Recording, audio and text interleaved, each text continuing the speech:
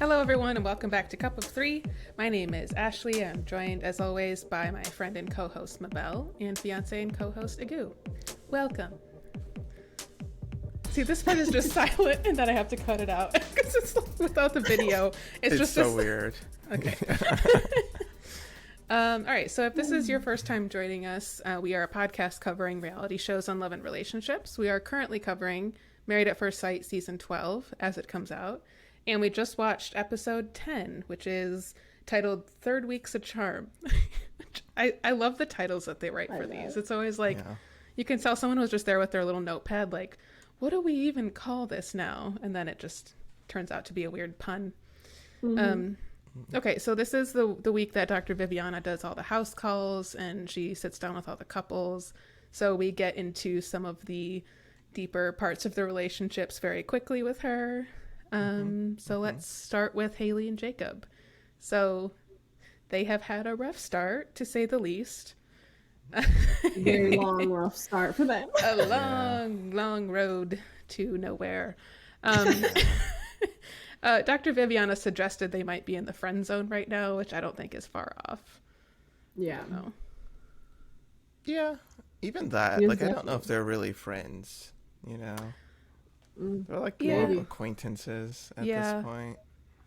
They just kind of talk about how all their conversations end in arguments on like a pretty regular cycle. It's like they're talking about how they talk. And it's like, well, what kind of a conversation? It doesn't actually lead anywhere. Especially if you're just having it over and over again. Like, oh, why hasn't it been fixed since yesterday? Well, because it was yesterday. Right. Exactly. Yeah. And like they talk about, Haley, are you attracted to Jacob? And hey, what happened like during the honeymoon? And they kind of give both of their takes about how she was kind of trying to play the role for a little while and hoped that would work out. And then she just kind of wasn't able to maintain that. And he felt like things were fine in the beginning because she was pretending. And then was like very put off by how suddenly she was distant, comparatively.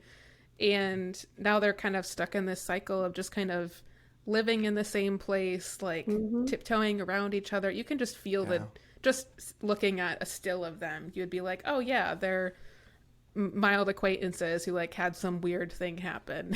And like they're just acting strange around each other now. So I don't know. And then Dr. Viviana came back and talked to Haley separately and brought up her questionnaire, in which she like literally read off. She's like, you wrote down that you're very picky when it comes to guys. You pick them apart and you beat yourself up for picking them apart. And like Haley admits that. I'm just talking a lot and recapping. I'm so sorry. No, I guess I'm just trying to get us back into that mode of like, I guess, do you think that there's anything to salvage here with them? I think that's the biggest question, because there's a lot. The way I see their relationship right now, it's like that snowball that's like rolling down the hill and it's picking up steam and you're trying to fix it by keep rolling the snowball. And it's like, well, how about you actually stop? Like, break apart the snowball, actually start over, and then maybe you can kind of go a different course. But like, trying to fix while going the same direction, the same way, isn't actually working for them. And I was glad to hear Haley say, yep, I am picking him apart way before I actually get to know him, and it's not really fair to him. He's doing all the right things. He's putting in all the effort, and like, I shouldn't complain. But then, here I am. I'm not attracted to him the first moment I saw him down the altar, and it just never really grew from there. So now I'm just like checked out. It's like, I kind of get frustrated when I hear people say that, to say, I didn't like them the first impression, so I just checked out. And it's like, really though? Like, you're not marrying a silhouette. Like, Yeah, but it's real though, like, I think as much as I would like to imagine if I was on this show, I would do, it'd be all, I feel like if there's like a certain level of connection that needs to be there, if not, like we kind of mentioned this before with previous seasons, where you kind of have like a shorter leash. Like, I think that's the situation with them in particular, where like she wasn't attracted to him, that's fine, and it seemed like he was trying to make that work, but because of that, she it almost felt like she was doing him a favor. So then when he like they had that fight, or anytime he's like fallen a little bit, it's like, how dare you? Like, I am at least giving you a try, and I don't even like you. Like, it's just it's so uneven. and Yes. and during the talk with Dr. Viviana, she kind of mentioned like he's done all the things I've asked, and like it sounds like he's trying. I just don't see that connection there, and I don't blame him. I don't really blame her, um, because like I get it. I don't think she would have done well with almost anyone that she was paired with, unless it was a person who was a Greg from Greg and Deanna, who's just willing to like constantly put himself out there and constantly be rejected and not stop. And I don't know Jacob though. isn't that. Like the way that she's making it sound is almost as if she wanted to like this is I don't know how else to put it, but like she wanted somebody to chase after in a way to be like I wanted to feel like Maybe. it wasn't easy for me, and so because you were just thrown in my lap because I entered this experiment and I just picked and you already like me and I didn't have to do anything, it's like, well then why do I have to even try anymore? You know, it's almost like she wanted someone that was like not attracted to her in the beginning to be like, oh, I actually like I don't know. It in my For head. her to pursue them a little bit and Exactly. create that tension. Yeah, maybe. I think, I don't know, I just get the feeling with her that like she is very, very protective of herself. And it sounds like she had whatever like bad relationship way in the past. And that was significant enough to change the way she approached dating to the point where she hasn't really dated seriously up until this marriage. And so, like, she's just super, either she does not have those skills yet, or she's super rusty on them, or she doesn't know what they actually are supposed to look like. And, like, being in a relationship, this is such a cliche, but it is a lot of work. It is a lot of self reflection. It's a lot of communication. And that's not a, you know, that's not bad. That's just how they are, and that's also what makes them wonderful. But like, it feels to me like she's just kind of like, I'm doing enough by showing up. And I'm like, I don't know, drinking your wine in a chair across the room from him isn't really showing up in the way I think you need to be showing up, you know? Like when they're having conversations, I think part of it too is like his communication style is so dry and so Right. subtle that you know, it she probably feels like she's just not getting anything from him when like he's seems to be, you know, kind of acting like himself. And so like she's kind of like, you're not giving me anything. So she kind of has this like front about her of just like, yeah, like giving basic answers and like keeping everything really high level. And I think unfortunately the trajectory of their relationship is really decided by her, as it, if she is willing Exactly. to accept and understand and be there for like, this is going to be uncomfortable, and unless I find ways to just relax around him so we can get to know each other and start to build a bond, there's no way in hell this is going to work. Like, because he's still there, he's still like giving it his shot in his way, and she's like kind of putting the brakes on constantly with him. And so what do you think about Dr. Viviana's advice then about the goodnight kiss and how that played out? I mean, I don't think that's that big of a deal. And she like immediately didn't want to do it because like Dr. Viviana had suggested, like have a kiss in the morning, have a kiss at night.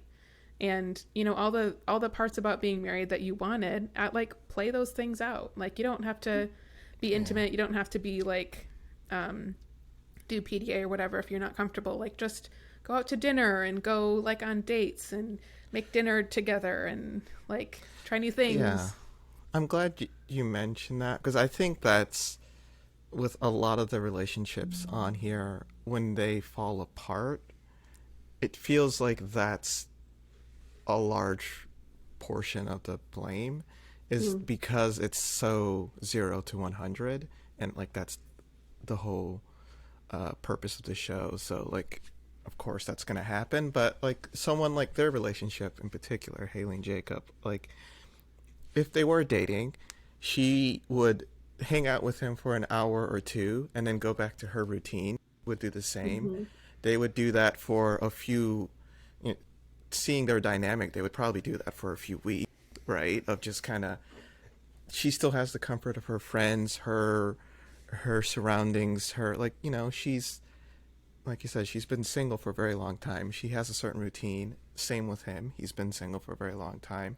I think that slow combination, Mm-hmm. that slow build up would have helped them Mm-hmm. a lot.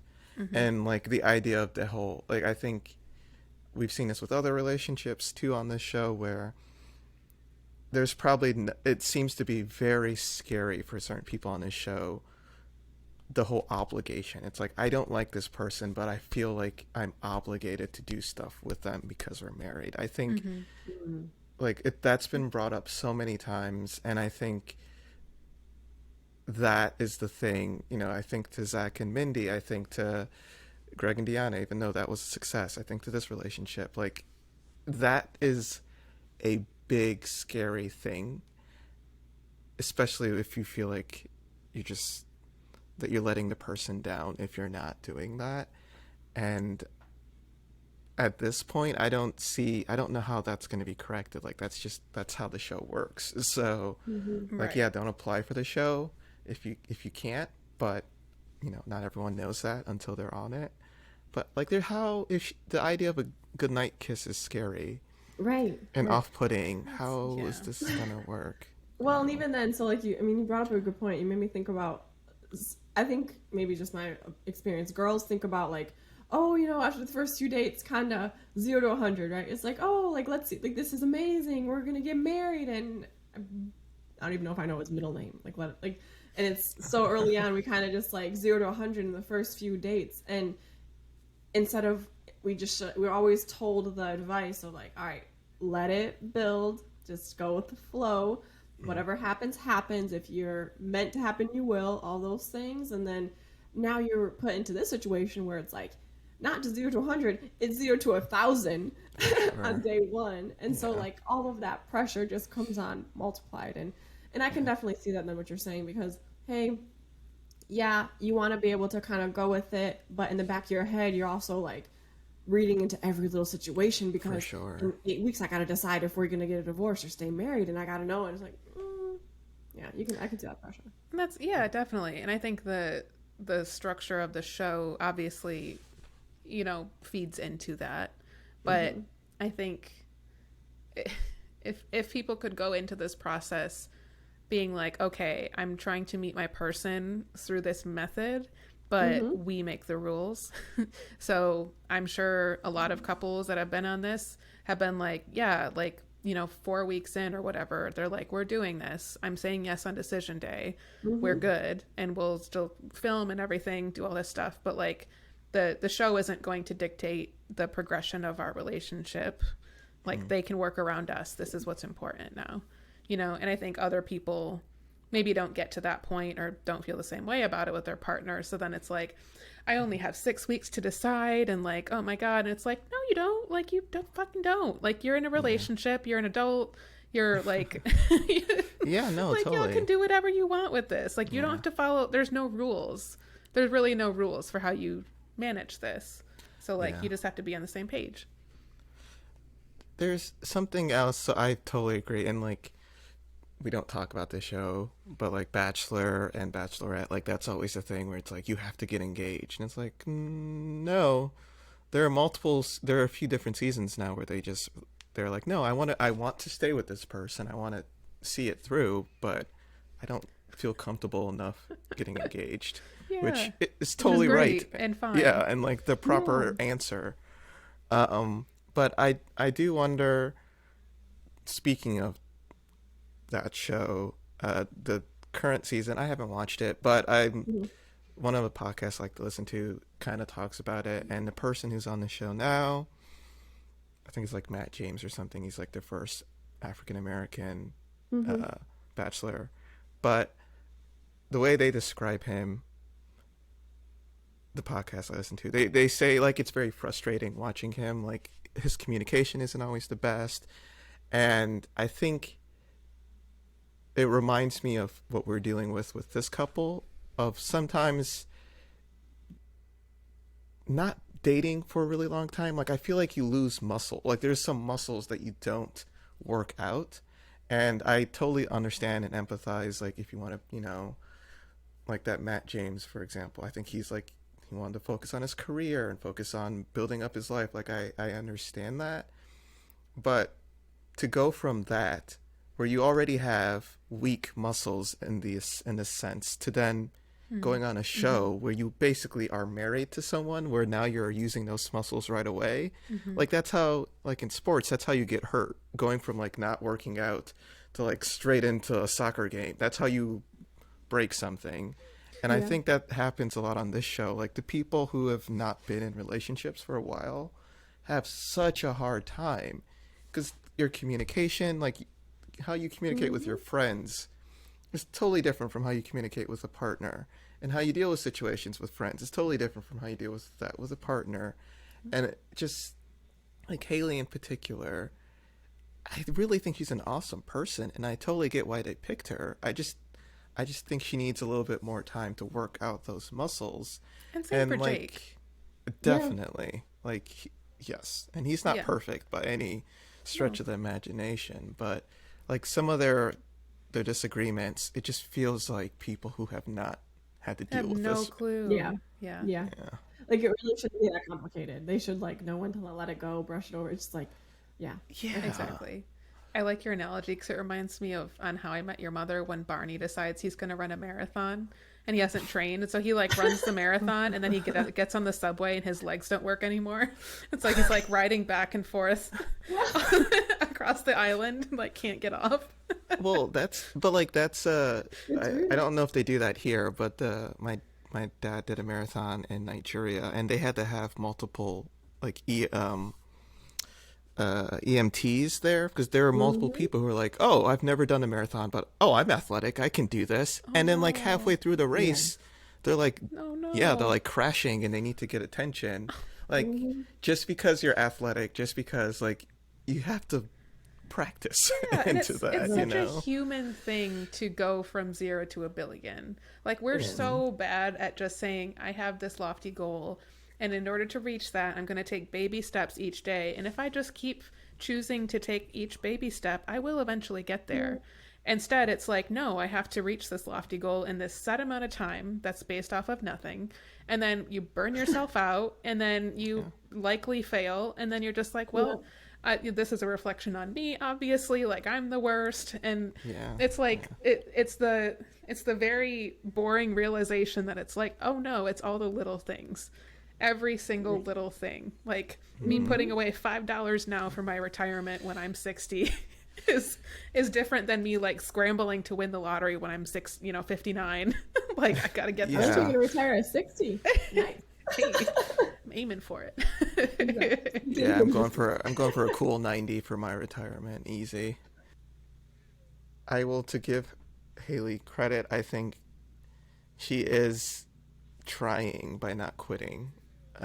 Like, she's still in this. The little montage they did of her trying in a relationship was ridiculous. Like, what? Like, they show her like bringing him clothes. They show her like, it's just, they showed her getting a drink out of the fridge and asking if he wanted one. But exactly. And not only that, is not just trying. She said, I feel like I'm putting in everything. Like, I'm putting in all the effort. I'm like, that's not everything, girl. The best part is like that scene where she grabs some, like she gave him clothes. He like cleaned up the house and did all this work, but they don't show that. They only show her giving him clothes because she thinks his style. Dishwasher, like. And even like there was, after she bought him the clothes, they had this scene of him saying, like, he was basically saying it was very nice of her to buy clothes for me, and I really appreciate it. It's a nice gesture. But his whole expression was just like, fuck this. This is really messed up. I don't like this at all. I'm really mad about it, but I'm trying to be a team player. And like, you could just see him holding that back and just like very diplomatically like delivering the line.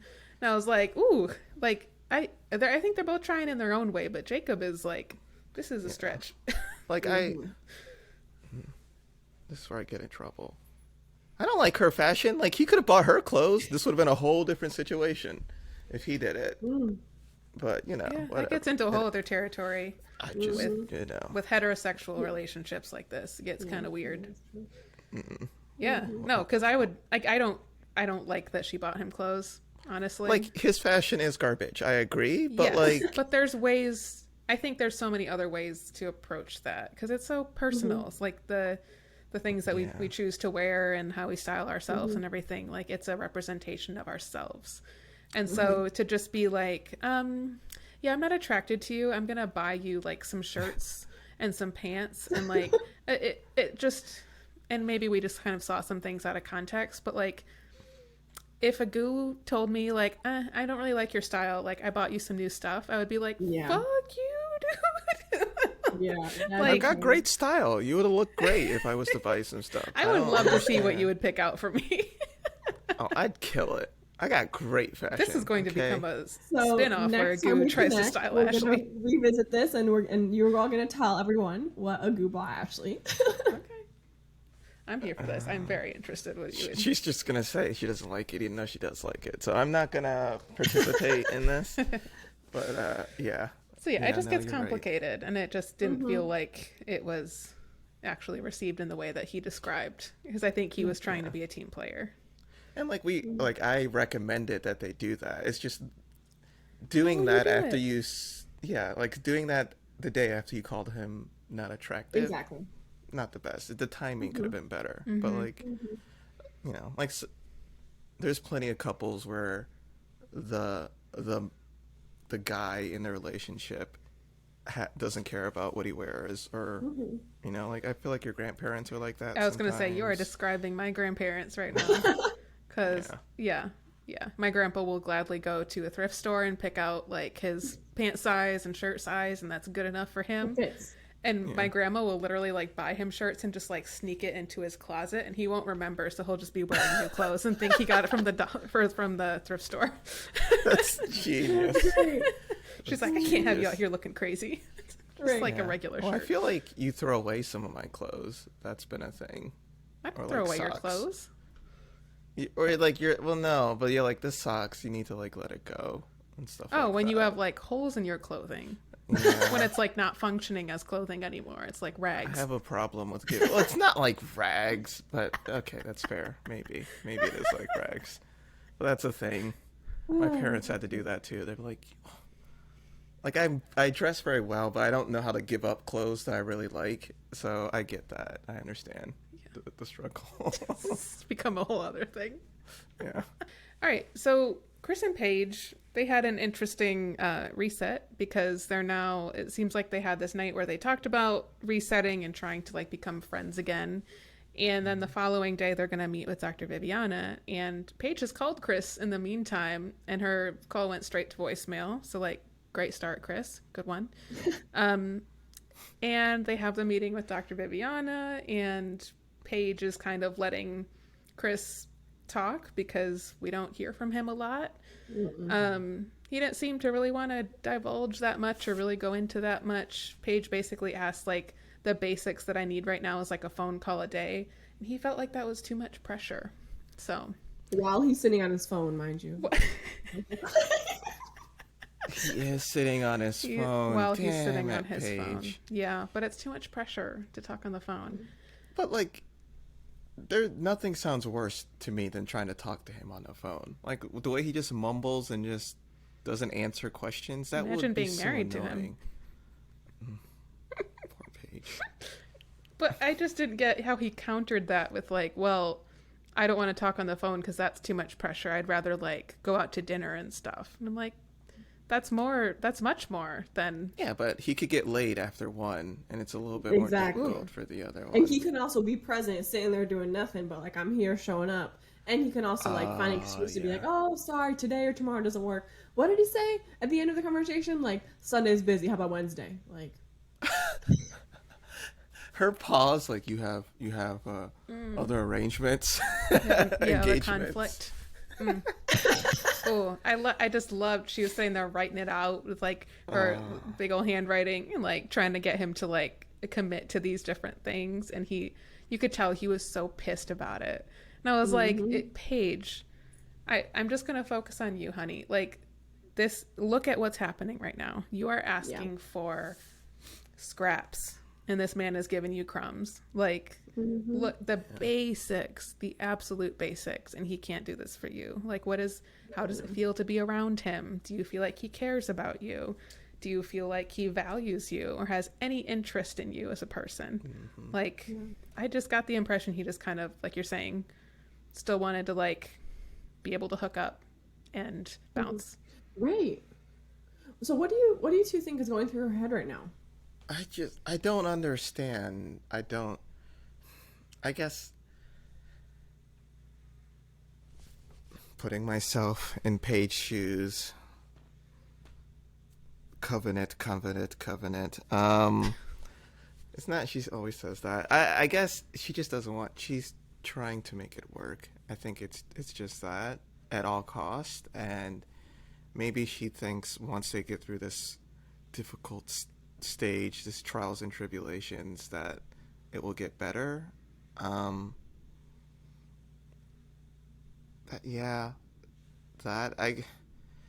I know we wrote this off last time, but like, could it just be that like he's rich and she's trying to just see? No, like, I still think it's just that she doesn't want to get divorced. And so I feel like she was fine with walking away before because like he was kind of making the decision for her. He said that he wanted a divorce. He said that he was going to go back with Mercedes. He said he's going to be raising his child with Mercedes, whatever. And now that he has, rescinded this thing and now wants to maybe try with her, I don't think she is comfortable with being the one that says, I am done, which is messed up and sad, but It is. that's the feeling I get, that she does not want to be divorced. And even if it's to this, like, I think there's something more there. Like, I think part of it is she definitely doesn't want to get a divorce. She wants to be married. That was all she would talk about in the beginning, being matched. But she keeps smiling every little crumb that he gives her. And it's like, that's how I used to treat, like, a middle school crush who treated me like crap. But, like, oh my gosh, she's so cute. Like, and that's kind of the impression I'm getting from her when she is almost, like, little girl happy again with every little scent of hope he can throw at her. It's very interesting seeing her one-on-ones where like, yeah, that's true. She's very, so like they did the scene where he mentioned he bought a chariot for his future king. he bought a Mercedes for Mercedes. I love that he had to like specify that it was brand new, Right. specify the brand. Like, I'm not buying a Honda. Buying a She got into a car Mercedes. accident and she was afraid to drive. She's going to buy her brand new car to drive. it sounded like, well, I'll let you guys, I have a different take on this, but I'll let you guys talk first because I don't want to bulldoze it. Yeah, no, sure. But like her reaction to that was on the one-on-one. It was like, this is ridiculous. Look at this. Look at this guy. But then when she was with him, it was very muted, and it's very hard to read her sometimes. So I don't know what was your I'm curious now. I guess just specifically about him buying a car for Mercedes. So from what he said, she, like you said, Mabel, she was in a car accident, like a really bad one, like 6 years ago. So she hasn't driven since then. She's been doing like rideshare, whatever, to get around. Understandable. Like, car accidents are scary. My understanding was that he's getting her a car so that she can get comfortable driving by the time like the kid is born, so that she has transportation, that she doesn't have to like take the bus and stuff with a little kiddo. Fair. I don't know. I don't, like, Paige already knows about Mercedes. She knows about the pregnancy. She knows that they are going to be in the orbit of their relationship as long as she's with Chris. And as Chris, like, buying this thing for Mercedes so that she has this level of access that she didn't have before, I think that's fine. I think that's a good thing. you know, I think it was kind of crappy how he was like had to specify like what kind of car it was and that it's brand new and like using all this weird language about a chariot and stuff. Like that seems to be more about his ego. And like I think this is something that he would have to bring up to Paige, like, just so you know, I just bought Mercedes a car because this is a situation. Like, yeah, she's carrying your child, like he's looking out for them. And like it's very easy to I'm trying really, really hard with Chris. Like, honestly, everything that comes out his mouth, I'm like ready to roll my eyes. I'm like rolling my eyes before he's even completed his sentence. But I was like, okay, for just a second, like suspend that. And like, what are the facts of this? That this man bought the mother of his child a car so that she can drive their kid around and like get them to wherever they need to go. That's a good thing. Like, I mean, I think it, like, the wanting to help is definitely a good thing. He wants to be able to help her feel comfortable, help her be on her own 2 feet when the baby comes. The first thing I thought of when he said that was, your priority is Mercedes. You want to provide for her. You want to keep trying to make it work with her. You want to make sure she has the best of the best. And you can't even give your current wife a phone call. Like, right. Yeah. Right. Yeah. Yep. So like kind of separate issues, but yeah, exactly. So like, again, I'm like, Paige, open your eyes, see what's happening. Also, if we were to, because, you know, we're trying to give him the benefit of the doubt, which I appreciate, but if we put on our F-boy hat, like, this could just be a ploy to try to get her back. Put this on. Detroit, repping Detroit, but like, this could just be, you know, like, we all know that she's not feeling him right now. Yeah. What better way to mend that relationship than, hey, here's a brand new Mercedes? I mean, Take me okay. back. wait, for Paige? To Mercedes, that like it will To make her Mercedes. more likely to go back with him because he bought her a car. Oh, so like he wants to get back with Mercedes, so he's buying her a car. Yeah. Yeah. Which, like, if that's part of it, I don't know. I just feel like the primary, you know, purpose of what he's providing her is like a good basic thing that like everyone should have access to transportation, and if that's how she gets it, then so be it. So I am arguing here as, because I agree with you. I just want to make this clear. I'm just kind of doing the devil's advocate argument here. But from Mercedes' perspective, a person that, like, you're going to co-parent with him, that I get that. Taking a car from that person, like, and we know that this is Chris. Like, I wouldn't want him, if I was in her shoes, I wouldn't want him to feel like he has any, like, I wouldn't want there to be like an obligation to have to, like, that's a big gift to receive. It's a very large gift, right? Like, we're talking what, 40, 50, 60 grand. Like, that's a very large gift to receive. I don't know if I would feel comfortable with that. And that's Mercedes' decision. I mean, even like playing like, you know, like, giving him the benefit of the doubt, maybe he views it, because he talked about this, being homeless, like living in his car. Now he's made it and he feels like maybe it's his way of saying, I want my kid to be set up from the beginning because that's going to make his future. And that could be having nice things like a car, being set up financially, and so that he can already be on that, like, at least mental playing field to be like, this is where I can get to next, versus having to recount childhood stories of not being able to have a car seat in his own car, like because he was riding the bus or something like that. Yeah. I wonder if it's something like that too, kind of trying to, which again I think is a fine, like, that's a good instinct to me, that he is like putting his literal money where his mouth is and like making sure that the basic resources are kind of covered. But I also want to talk about with them that like they're just, you know, the activity that they landed on was a Bible study.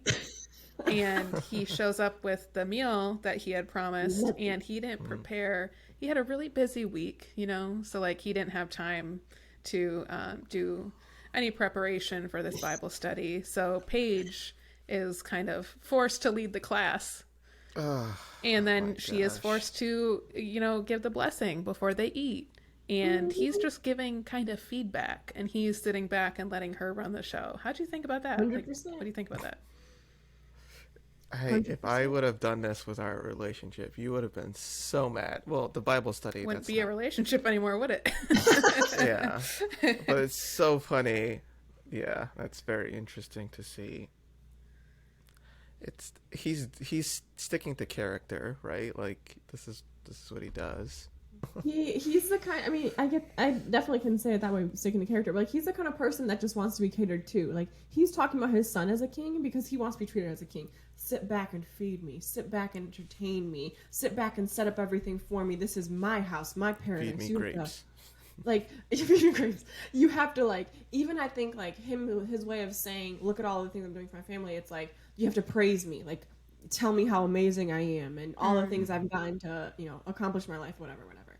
And so that kind of, that to me just showed more of his take on the relationship. It's just like, I'm supposed to be the one that you have to please and work for. I mean, Well, I yeah, kind yeah. of saw it similarly to how they were having sex every single day, because to him, all he No, could talk about exactly. on the wedding night is trying to make a baby.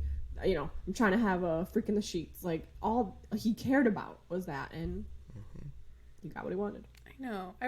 I wanted Paige to get way more mad and like tell him off, because now he's starting to do this around something she cares deeply about, which is her faith, her relationship with Mm-hmm. God, talking about like specific scripture, all of Mm-hmm. this. And she clearly was prepared. She had thought about this, she was praying on this and thinking about like, how do I get through to him about these Mm-hmm. things. So she had prepared scripture about friendship and wanted to talk about those things. And um, it just seemed like such an obvious cop out on his part. Mm-hmm. Like, he could have had the lightest week with no, a lot of free time, whatever. He would have never brought something for this Bible study. Yeah. I guarantee it.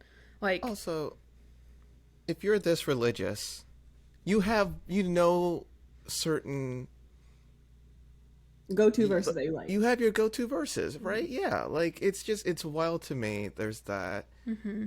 And then he kept on, like, she said her piece and very insightful, and she's like, what do you think? And he just kept on saying, like, we're in a marriage, we're in a covenant, we have to do things that even if we don't want, we have to think about the other person. And it just, the more he said that, the more I was like, oh my god, like, please tell me you're not trying to like finagle this into a sex conversation of like he just, it feels like he cherry picks the parts of the religion that serve him and then leaves the ones that do not. And I that is, I have personally find that very frustrating. So maybe I'm just easily Mm-hmm. triggered, but it's very difficult to see. And part of me thinks, like, he also knows that she finds this important, so of course you're going to say let's do Bible Mm-hmm. study. Like, it just all Exactly. And this seems. was his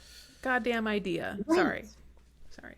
It was his idea that he wanted to do a Bible study, and that he shows up not having prepared something for the Bible study, knowing that she would. Mm-hmm. Like, oh, and I think he sees his contribution to that as like, I paid for this dinner and brought it to you. Yeah, he brought the It's food. like He his provided. his contribution is in what he can provide financially, not Chris as a person, not emotional providing in any way, not anything else, but just like, well, I paid for this, so now I'm owed whatever. Right. And like, oh god, I hate everything about it. It's like so deeply uncomfortable to watch. That's why Mm-hmm. I keep on bringing, like, I bring this up. Like, I haven't watched Marrying Millions. Mabel has. She's our expert on that. But like, I have a feeling that that dynamic is typically the millionaire has like all these rules. The non-millionaire decides if she wants to do it, and then like is the millionaire is constantly threatening to like end the relationship, and the non-millionaire is like, well, no, no, Let's like have Mabel tell us what this show is, it's I yeah. mean, since she knows. I think I definitely see that sometimes, but like, I also see where it's validated because one person like sometimes it works. It's kind of like I see it. We talk about gender equality sometimes in this podcast and how it affects us, and what we talk about like sometimes is how traditional societies can still be. And in some ways, some people do definitely, want that.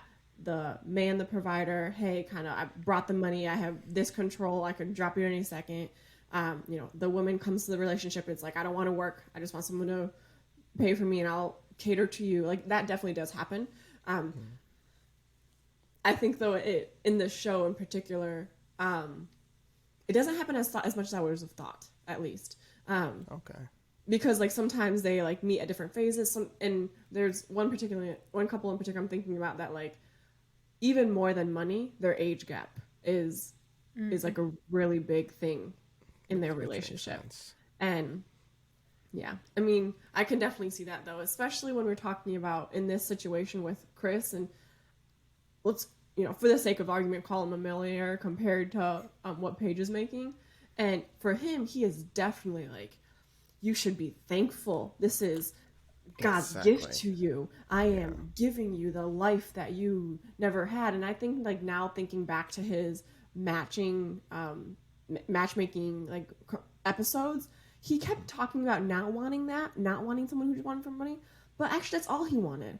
He wants someone who's going to be forever grateful that he has this loads of money. Like, he strikes me as one of those people who likes to have an imbalance in their relationship. Because it's power. And because of the power dynamic. Yeah, like, he needs to, like, the fact that Mercedes, lovely person from what we've seen, but the fact that, like, if he didn't buy her a car, she might not have had the financial ability to do that. Yes, that's true. We don't know, but no idea. She might have been thinking about buying a car herself, and he swooped in and was that's how he sees it.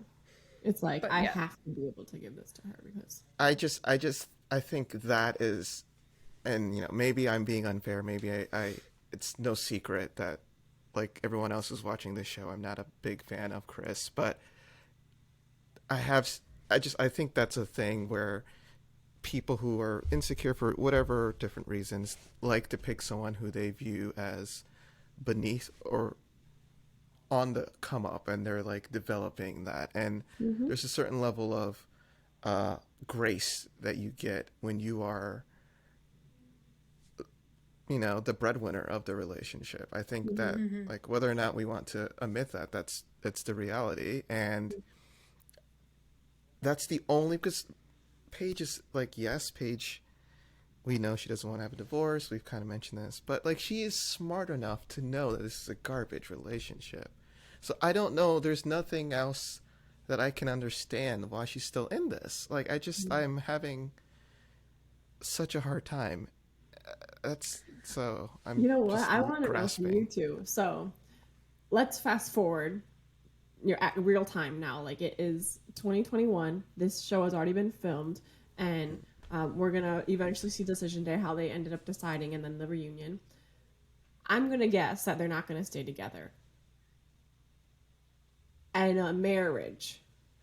But do you think, like, this dynamic between them is going to continue? This kind of like Chris bringing her back and kind of like taunting her and like, hey, let's talk again, let's try again, da, da, da, da. Like, this whole back and forth thing. Like, do you think that this even unofficially is going to be like what they're still going through right now, even though we don't know the reality of their situation right now?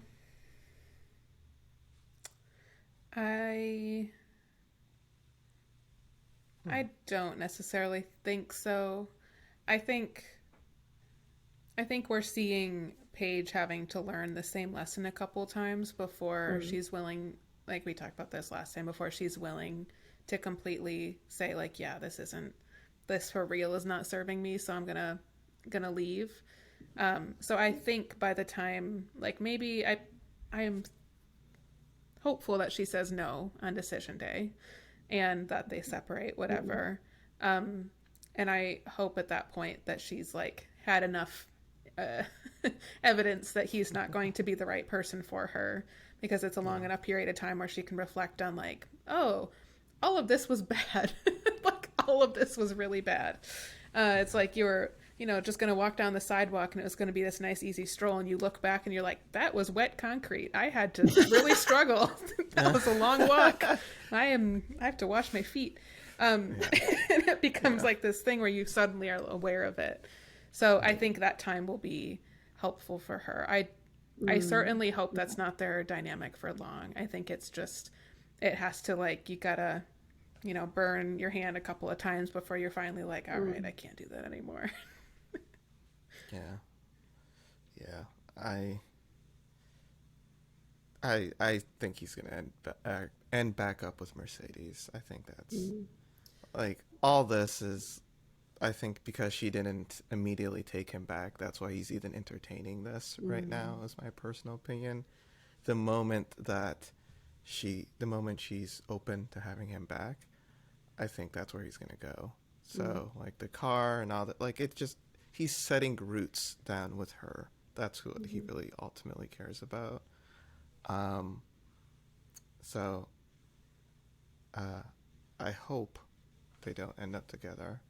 But so you think they'll still be dating? Is your theory on that? I wouldn't call it dating. The thing I would hate to see is that he called her for a booty call, and that he has some charming words to say to her and act like they're good, and really what's going on is that he's with Mercedes. They had an argument and he's mad and kind of wants to find another out, and so he's gonna quick call her for a good time, and she just keeps getting strung along. But playing devil's advocate for myself, maybe she's only like this right now with him because they're married, and as soon as that certificate is not there, she's like, I owe nothing to you, and I am not going to stand for whatever I was standing for before. I don't know.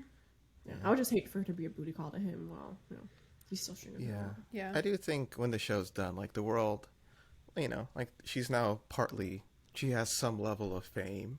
Yeah. I imagine her dating pool will open up, hopefully, and there'll be non-crappy people that she can talk to.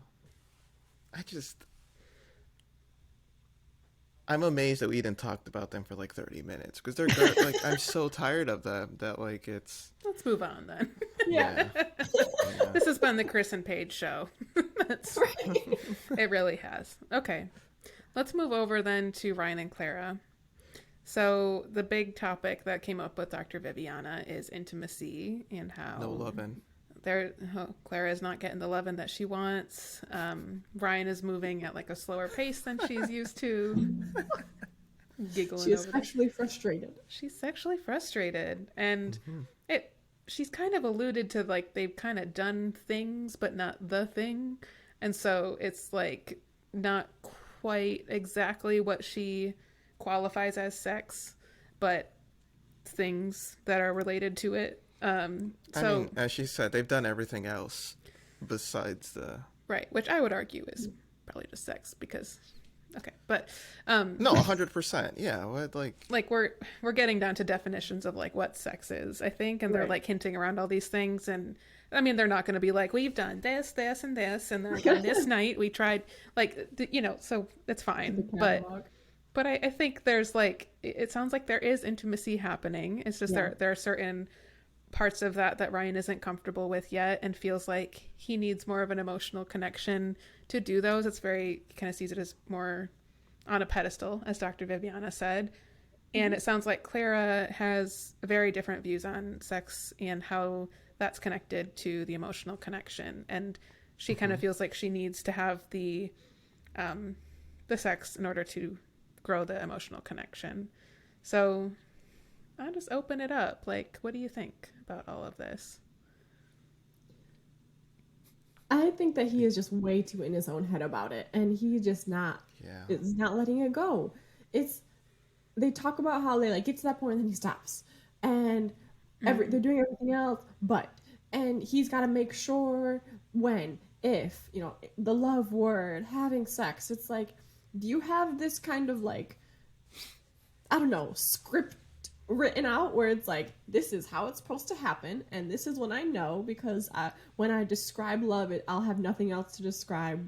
It's like, wait, that's really confusing to me. Like, you'll know you're in love because you'll have nothing else to use to describe it, and then Yeah. Yeah. have this like, and it sounds like they're really good. It sounds like they have the chemistry there. They're really bonding, and they could have a really strong relationship. But he's stuck in, like he said it, 15 to 20 years. He's stuck in this like, how do I make sure play by play it's going to be how I want it in 15 to 20 years? No one knows what 15 to 20 years is going to look like. I'm totally with you, Mabel. Like, I think he's overthinking it quite a bit. Um, so there's that. Uh, Dr. Viviana's theory of him being a virgin, potentially. I didn't consider that until she said it, and I was like, you know what? I could see that being a thing. So that's part of the reason why he is pushing that portion of sex back, because he is a virgin for that portion of sex, potentially. But I think ultimately my concern is, um,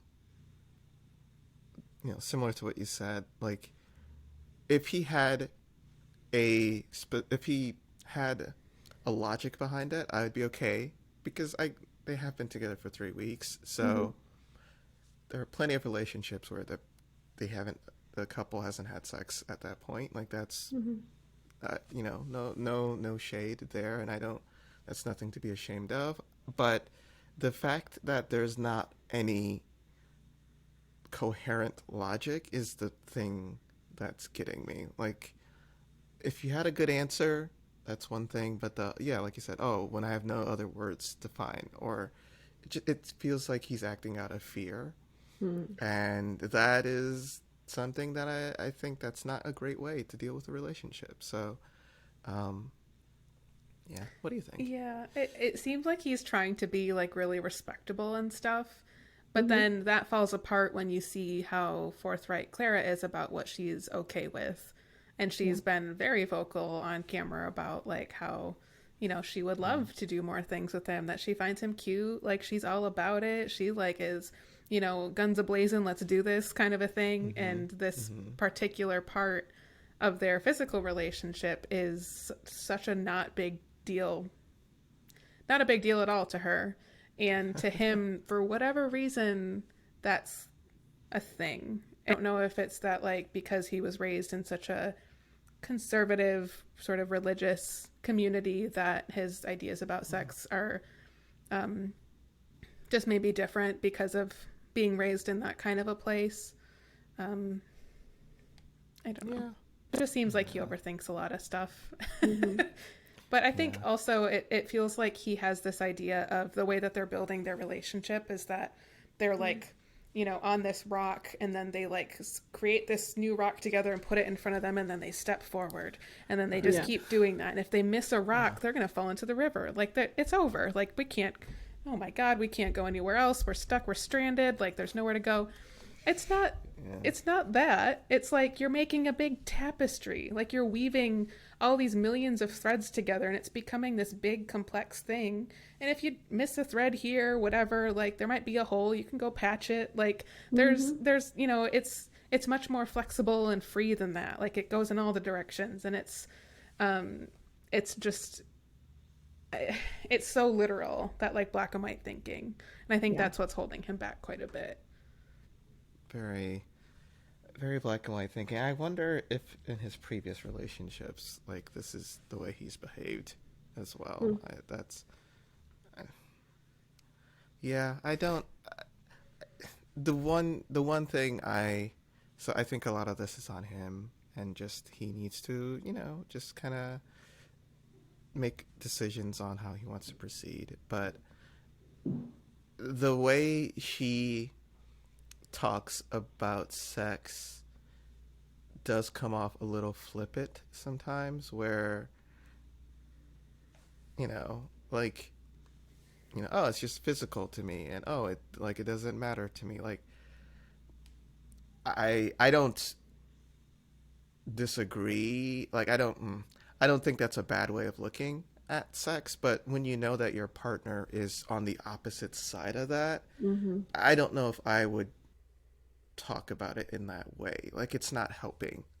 Like if yeah, yeah, it's like if you're in a relationship with someone who is very religious and you aren't, I don't know if it's the best to go on a tirade about how organized religion is stupid and la da da da. And there's been a few times that she's kind of done that where, like, we know he cares about something, and then like, I think a great example was when they were talking names for their hypothetical kid, and I think he said like Elton or something like that. And she's like, Mm-hmm. Elton? That's such an old sounding name. Da da da da da. And that was like the name of his grandfather or something like that. Mm-hmm. Like how you talk about something Mm-hmm. is a big Yeah. deal. And he's like the type of personality, or from what we see, he seems like the type of personality where if that affected him a lot, he's not going to vocalize it Mm-hmm. there. Like he's just kind of add that to the memory bank and be angry about that later on. And that's my concern with, like I think I'm leaning more towards her viewpoint, but just how you say it is like it's weird to be like, yeah, no, all the sex I've had in my past, I never cared about it. They're just all booty calls. Like, why would you say that when you're talking to a guy who cares about it that much? Mm-hmm. Mm-hmm. Because now he's gonna Yeah. be even more defensive about it. To be like, oh well, what if we actually do, consummate this marriage? Are you still just gonna think about it as, something physical? Like, Yeah. Yeah. Yeah. Exactly. Yeah. She does seem to have like very little awareness about how what she says affects his feelings. And I think part of it is because he isn't like super reactive to that stuff, you know? mm-hmm. Like he's very calm, cool, and collected all the time. Um, but yeah, and it also like made me kind of sad when she talked about her past relationships and how like it sounded like the last relationship she was in, like the long term relationship, like there was very little intimacy, like she didn't feel desired, that like they kind of had these sticking points, and that's clearly feeding into some of Clara's urgency to, do this all these things with her new husband. And I think she could maybe reflect on that a little bit and um, I don't know, just maybe give him a little bit of space. Like it feels like one of those things where the more they focus on it, the bigger of a deal it becomes, where it's just like, Yeah. oh my Exactly. God, like we have not had sex yet in this specific way. And it's just Right. like, that's all they talk about. And it's like, well, guess what? Like when you actually do, it's going to be such a big deal. And like, I Mm-hmm. guarantee if you ease off of like, just ease off of it, just like live your life, like keep building your great chemistry and everything, it'll happen naturally and then it'll be Exactly. fine. Oh, it's kind of like I didn't put this together before, but it's kind of like Jacob in the physical. Like, Yeah. stop asking about it and just let it go. Like, I can see that. Yeah, yeah. Yeah. I mean, I think she can do this because she is the woman in the relationship. Yeah. Like if it was the opposite, like Jacob has hinted that that it's a problem for him, but he can't like straight up say that, Mm-hmm. Mm-hmm. which like I'm not. This isn't like a boohoo, poor Jacob. Like he's fine. Like who cares? Like different people have different situations, but um, yeah, I think the frustration for her, if I was, I think her frustration is since they've done everything else, Mm-hmm. why is this thing the thing that you're like the hill that you're willing to die over? And I get it. Like I probably lean more towards her thinking on that, Yeah. but you gotta like if this is your person, Mm-hmm. if you're gonna be in this for a long time, what's the Yeah. point? Yeah. And also it again, we're talking about like everyone's different definition of what sex is. But if you're doing everything but that, Mm-hmm. then it's possible, it's I would say likely that her needs are being met in kind of a different way maybe than she would Mm-hmm. like, but maybe still being met. So like maybe Mm-hmm. take the W and just kind of like like maybe just kind of reset your what you think about as success with that. Like it sounds Yeah. like they are still Yeah. like, having sexy times together. It's just again, it's such a specific thing. It's like Mm-hmm. maybe that's okay then. Maybe you can your needs are being met in a different way. Maybe that there's a period of time where you can be flexible about that. And maybe even she just like needs to step away a little bit to be like, oh, like I guess it's not that bad. Like it's only been 3 weeks. We're already doing everything, but and we have some strong chemistry. Like maybe it's she's so fixated on it that she has like morphed her reality to be like, it's terrible because we had, and it's like she's just like so hyper focused instead of Mm-hmm. like you Yeah. said, Yeah. telling Yeah. it is like it's not that big of a deal right now. Yeah. It's like me being like, Agu, I would love to make a steak dinner with you sometime. And he's like, I don't know about steak. Let's make some shrimp tonight. We'll make some salmon. We're going to make some delicious chicken and all this other stuff. And I'm just like, oh my God, but I wanted steak. Like, we're cooking together. We're doing the thing. Like, Yeah. Yeah. it just seems like a Yeah. weird thing to focus on if we're still having Right. a meal. Right. Yeah. I think ultimately with them, my biggest concern is still religion. I think that's going to be their biggest Mm-hmm. disagreement. Like in the today and tomorrow issues, like yes, clearly this is very high on the list, but I mean, you know, I don't know why he has this perspective, but it could be religiously motivated potentially, and we know that he comes from a religious family and he has, a nuanced view on that, and she is very much on the opposite side of that. And I just that's the type of thing. I mean, I know we'll be talking about Eric and Virginia pretty soon, but like this is the part of the show that I enjoy, is like people handling these different types of conversations as opposed to the Paige and Chris stuff where it's just like he's garbage. There's like no nuance there. But with this, like I get his perspective, I understand her perspective, um, and ultimately that's what I'm worried about with them. So, Brianna and Vincent also had their visit with Dr. Viviana, and I honestly thought this was like the most positive and like just cheerful meeting. We kind of had like enough time for them to dwell on some things that had happened and be able to So reflect on true. it so they could have a conversation. So one of the big things was that like Vincent was saying how he's glad that she's really playful and that they like joke around a lot. And Dr. Viviana was like, I'm going to call you on that and be like, sometimes that playfulness doesn't work out. And then, like, references how they have had some times where, like, Nice timing. jokes don't land and he gets upset and all this stuff. And then he talked about when they went salsa dancing, how, like, he was just like, salsa isn't really his thing, it's not his forte, and how, like, his shirt didn't fit him the way he wanted it to, and so that was annoying. And like I think we all know that feeling, like clothes that don't fit right and like being too hot, and like basically admitting that he puts this pressure on himself to be perfect for her because Yeah. he wants to impress her because he likes her so much. um so yeah, I guess, what are your thoughts on how they've kind of come around on this thing, because it was a big deal for a while. I think you're absolutely right. He is into like focusing on the little things. The shirt being too tight, the champagne spilled on it, his dance moves aren't the best. And they're sitting there goofing and laughing and they're totally enjoying each other's company. No Hmm. one really cares about your shirt right now. Yeah. Yeah. I I think Dr. Viviana was like, this was really great to see her talk to them, and I think she summarized it perfectly. Like I think Hmm.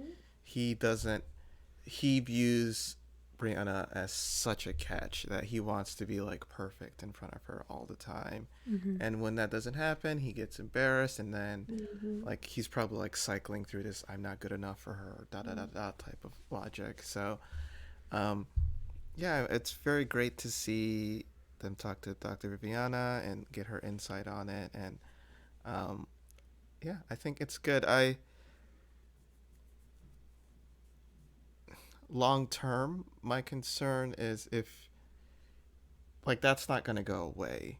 If he is insecure and thinks that like she's an awesome catch and like he needs to do whatever he can to earn that, I'm a little scared about that, but I think they have enough care for each other that they could get through whatever issues that brings. Also, just I know you're Champagne Vinny, but you don't have to have like shirts that have like the open, like just wear a t-shirt. Yeah. You're good. Wow, calling out this man on his shirt style. Just saying. I just thought, like it. yeah, I just thought that their date night or whatever that he planned, where he's got like all the lights set up and they're on the floor and they're feeding each other just weird snacks, like weird snacks. I was like, you know that they like each other, because that was like just a weird setup, and they were both all about it. They were like getting the whipped cream kiss, they were like joking around, she's rubbing his head, like they're just like having the best time. And I think to me that's like the biggest sign that like, oh, you guys are gonna be okay, because if you can have fun together, that is an amazing start. That is the fuel to your fire, and that will keep things light when things are hard, hopefully, and tap into that. Like that is such a good sign to me. I mean, she was touching on the hairline, like that's and he laughed. He was fine with it. Shoot. Yeah, I was impressed by that. He's like, what part of my body am I worried about? And she's just like, your hairline is garbage. I'm kidding. But I really like them together, and what a pair. What a match. And they both try home run. I know. They got the one. This has been a good season for. They got the 1 out of 5, maybe 2. This has been a good season for Dominicans. You guys are doing all right. Congrats. I had a lot of jokes. More Dominicans on the show. Right, I was like, I mean, he's the only one, so he's carrying the weight of all the Dominicans on his shoulders. The island. Great job. This was the trial run. If this worked out, we could give more Dominicans. If not, we're just moving the show to DR. Your subscription to Dominicans and Married at First Sight has been renewed. Yes. Married at First Sight, Dominican Republic. Wow, this is becoming the spin-off now, isn't it? Yes. Flip-flops have gone up 90% since the show has been moved. This is weird. Wow. I haven't been able to use these jokes all season. I'm just going to try to throw them in. We still have time. Still have those left. We still do. Yeah, I don't honestly have that much else to say about them. It just felt like they're in a good spot. Love. Yeah, exactly. They're just floating on cloud 9 right now, and really just like, please let this coast. Like, please just let this honeymoon phase, if you want to call it that, or if it's like their real like sustained love, let it just ride it out, enjoy it. This is who you are. You just got married. You're really vibing well. Please just keep it going, because that's what we want to see. We need this couple. We need you guys. We need a win. We really need a win. Like, this isn't like I want you guys to be happy, but you better be happy. We need a win. Okay. It's too much garbage on the this Chris season. and Paige show, please. Oh my god. Yeah, so they're awesome. They are a nice like breath of fresh air after everyone's just like, I have all these big problems that I don't know how to talk about, and then we get over to them and they're just like, you have a big head, and they're fine with it. Like, yeah, when we were watching this, it was. I think you might have mentioned this. They're the only couple that.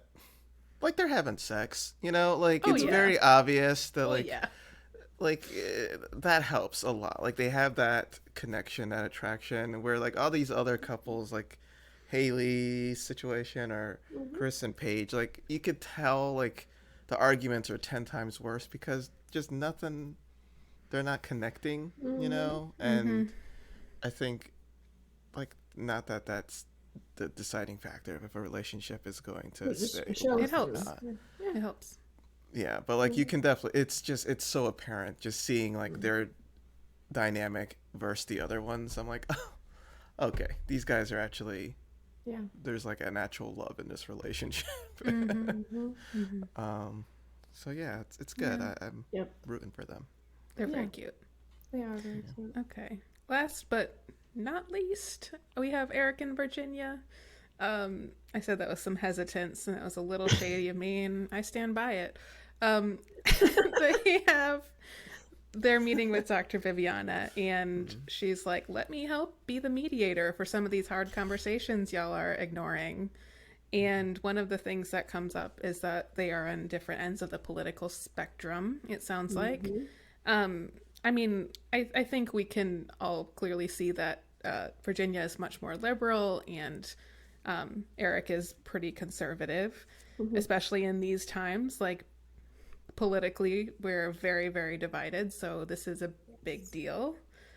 Um, and Eric kept saying, like, it's not my problem, it's her problem. And he says that about, like, the other things, the kids thing, the, Mm-hmm. like, all of these other aspects to it. So I guess we'll start with the politics. Like, what do you think about them being matched in the first place? Just given how big that divide is between the extremes right now. I mean, they are in Georgia. Statistically speaking, there's a higher chance of him being a certain party than others. I'm not surprised that they have differing views on this. Um, well, maybe that's mean to say, but uh,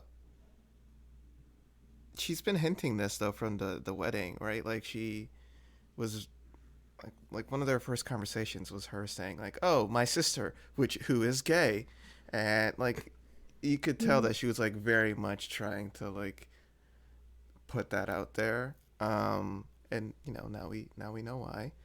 Um, I think there are a lot of people who are relationships like this, and I don't think that's necessarily something that stops them from making it work.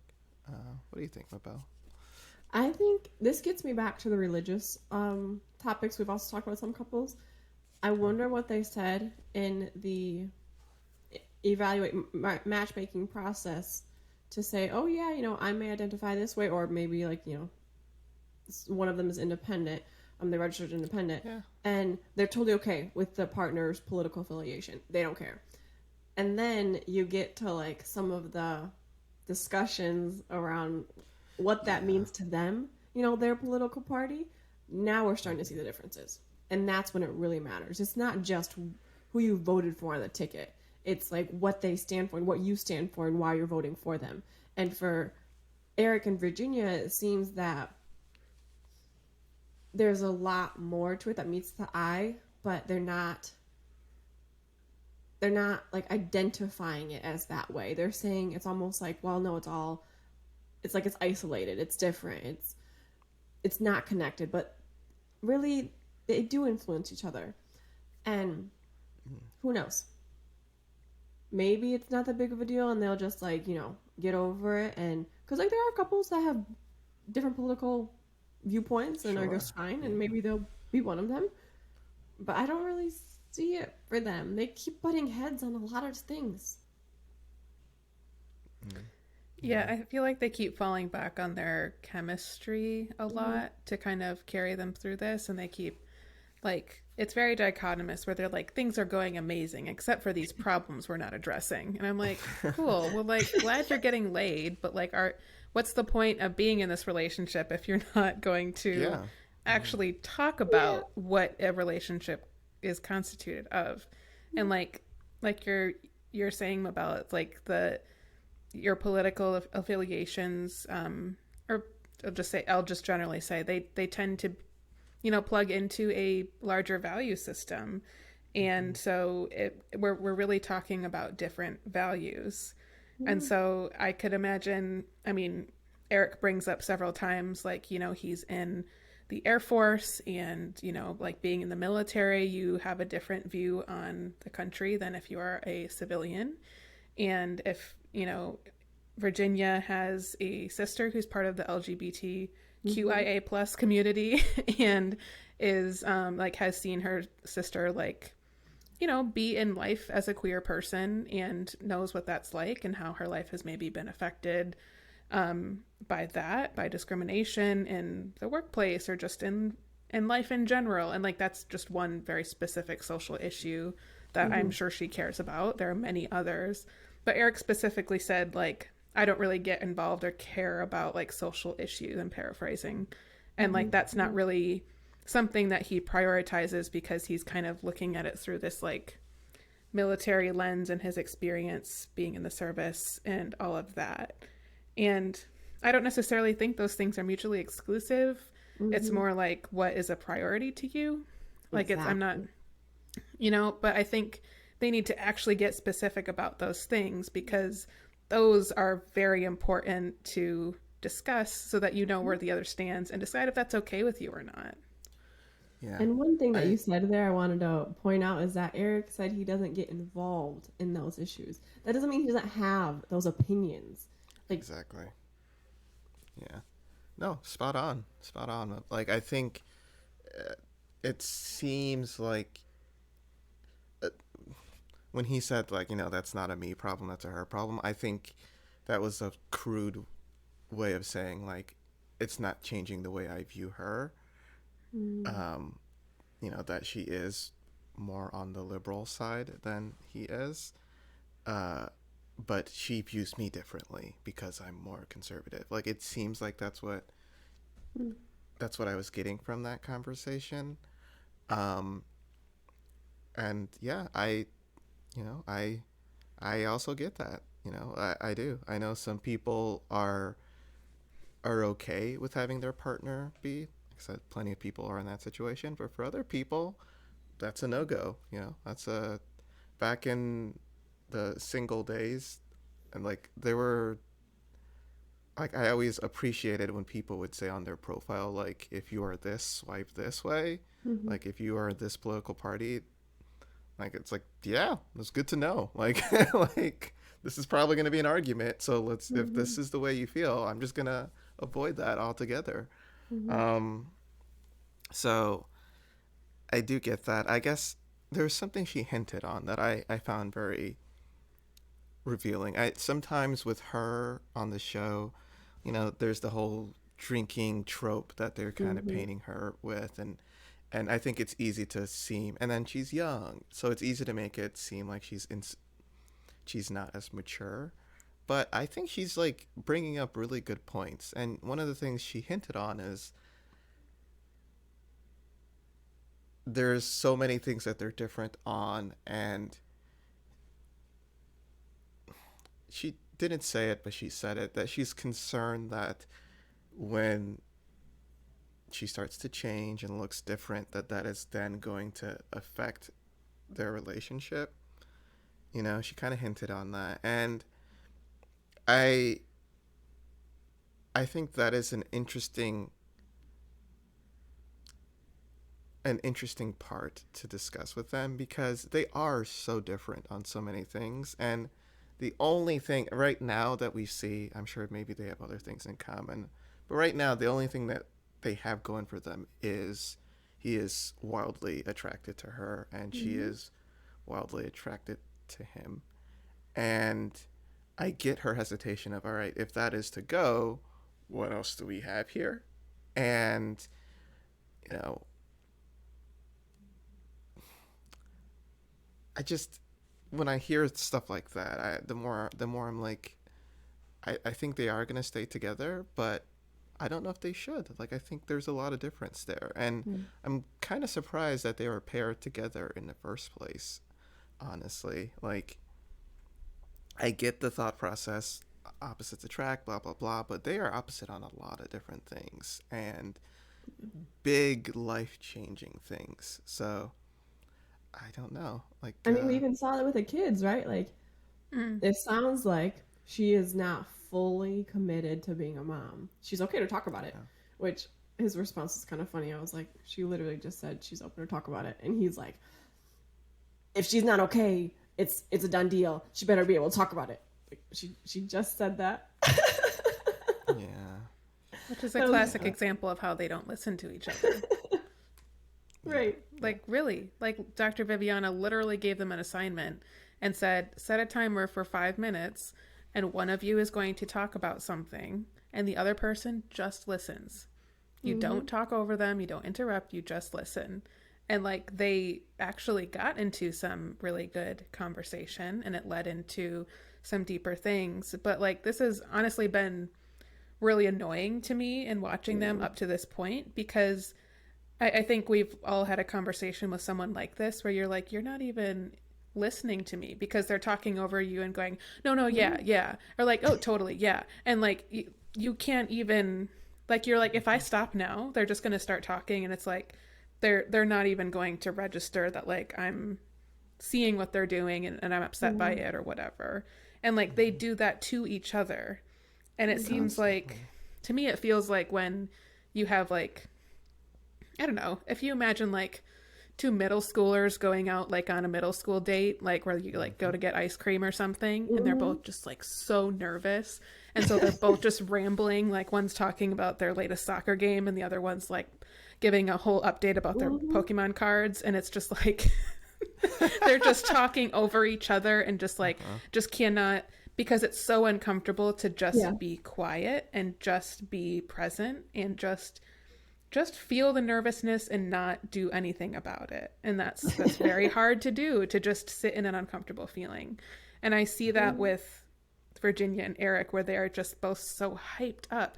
Like Yeah. it's so like just so much anxiety radiating off of both of them so that they both are continuing to like kind of edge each other up in that way, and especially through their speech patterns, especially through the way they interact with each other, the body language. It's just like, just take a breath Mm-hmm. and just like it's okay, you're safe, like you're not going to be hurt, like it's just feel the discomfort and just sit with it. You don't have to do anything about it.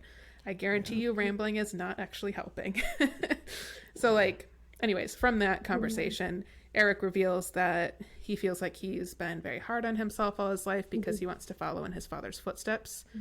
So that's interesting. We also Yeah. learned that in all of his past relationships, he's been cheated on, which maybe gives us some insight into why he's behaving the way he is with Virginia. And then she Mm-hmm. reveals that the reason she's 50-50 on kids is because she's a kid of divorce and it sucked. Yeah. And she doesn't want to put her potential children through that. And like, I 100% relate to that too. Yeah. Hmm. And so, like, they actually got to bigger issues once they just sat with it and were Yep. forced to. So I thought that Yeah. was a really good exercise for them. Mhm. It's, I was watching this it's episode with my amazing. sister, and she was reacting the way I would imagine you would react to them talking because she was like, "Listen, she just said that." Yeah. Mm-hmm. She was like, Mm-hmm. are we watching the same thing right now?" Mm-hmm. Yeah. I was like, Yeah. "Yep, this has been the season. This has been a It's time." like no, you're right. It's like him talking at people Yeah, all yeah. season. It's been that like Exactly. that conversation he had with her friend, with Mm-hmm. her guy friend, was hilarious to me. Like, Ashley, you made a great point. Like, that has been not every, but a lot of the drunk bar conversations I've experienced or been in. It's just that. It's just like blah, blah, blah, blah, like talking at each other, and then at the end you're like, "Oh man, I love you. I love you, man. You're the best, man." Like, I spilled my heart out to you. Meanwhile, the other person spilled their heart out to you as well. But like, you guys, no one picked up anything. It's just been talking at each other. Yeah. Um, so I don't know. I guess the question I wonder is, do you think the religion, not religion, political or kids would be a bigger issue with them? It's hard to say. Um, I want to say no, just to like be hopeful, to be like, they were matched for a reason. If they're here and they already expressed those differences, the actors probably saw it as not that, big of a Yeah, deal, so therefore it wouldn't be, yeah, right? But then I'm like seeing it actually play out, and I'm like, yes. Yeah. I don't know. Yeah. So you're asking if the political views or the kids thing is going to be a deal breaker, like between the two? Yeah, I was saying between the two, but I mean the way Mabel answered it too, saying she Okay, doesn't I just think want to make sure either. I Yeah, heard no, you. you're right. Yeah, I think between those two things, the kids thing would be a bigger deal breaker, more for him, because he's super clear about wanting kids. He's older, and she, like, this is not something I don't think she will allow herself to be rushed into, nor should she. It's a huge decision to become a parent. And if you're not sure about it, I think Mm-hmm. that's a no. And so if this is something he wants very soon, and especially with like his career and he's going to be gone a lot, she's going to basically be a single mom. They actually like talked about this briefly at one point where she was like, I would be a single mom essentially when you're gone. And when you're around, but like that's a lot to ask, Mm-hmm. especially when women tend to do more of the childcare and all of this stuff in just a regular household where like both partners are working. Mm-hmm. And so I think that would be the thing. I Because that's like kind of a decision that has to be made at a certain point. Like the Mm-hmm. political views thing is something that's kind of this continuum, but kids would have to happen at a certain point in that time. Yeah, and my bad, I misunderstood the question. And for like which one though, I think it's also timing. Like you kind of put it that way, actually. Like so, yeah, being someone who's younger and not necessarily right now thinking about kids, right now the political may be more important, right? But then like I'm Mm-hmm. thinking of Eric who was talking about, he's already been married before, he's already been through this, like he knows exactly what he's looking for in the next marriage. So he is thinking more about the kids right now, and he can kind of like sidestep the political a little more. So like I think Yeah. for them though, I want to say political just because it seems to be coming up more regularly for them. Maybe it's because the state that we're in Michigan, but I know quite a few relationships where they differ on that. Honestly, um, this situation too. Like a lot of the guys tending to be more conservative, Mm-hmm. and the women in the relationship tended to be more liberal. And even from like a if I use the um like the Nigerian side of my family, typically the guys are a little bit more conservative and women are a little bit more, and even like on a religious standpoint, like there are a few that like they are Muslim and the wife grew up Muslim but is now, you know, Christian or so seeing those relationships how they work, I think it's Mm-hmm. something I think a lot of people are dealing with this. Mm-hmm. So I think they could get through that. I think with them though, the I think my concern is because he tends to look at it from a you haven't grown up yet. Like Mm-hmm. I know the right answer, you just haven't gotten there yet. That's a Yeah. problem where like it's easy for him to say like, "Oh, you know, you're very liberal now because you're young. I was liberal when I was young, but you know, when you get older, you become more conservative." Like that's, you know, a lot of people Space. say that, right? Like and and the kids thing, like I'm sure he could say that like, you know, "Oh, you don't want kids now, but when you get older, you're going to want kids." Like Mm-hmm.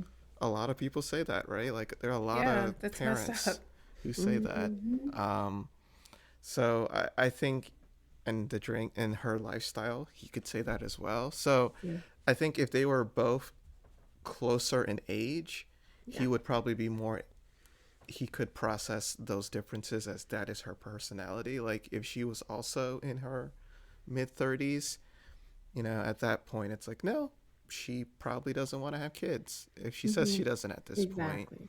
or if she is more liberal, you know what? She's probably gonna stay liberal. But um, that age difference plus these differences, I think that's where it's like the mixture of the two. And he doesn't strike me as a like I know the conversation with Dr. Viviana, he seemed very stark, But overall, I think he is willing to make it work. I just, Mm-hmm.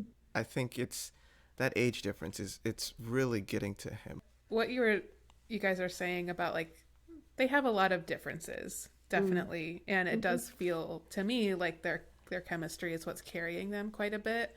It Mm-hmm. reminds me of when Agu and I went away for a weekend at this little like cottage cabin on a little pond, and they had a nice like fireplace all set up for us outside. So like they had already built the fire, they had the wood all stacked right, they had all the right kindling in there, and you basically just had to light it, and then it would burn for like an hour or two.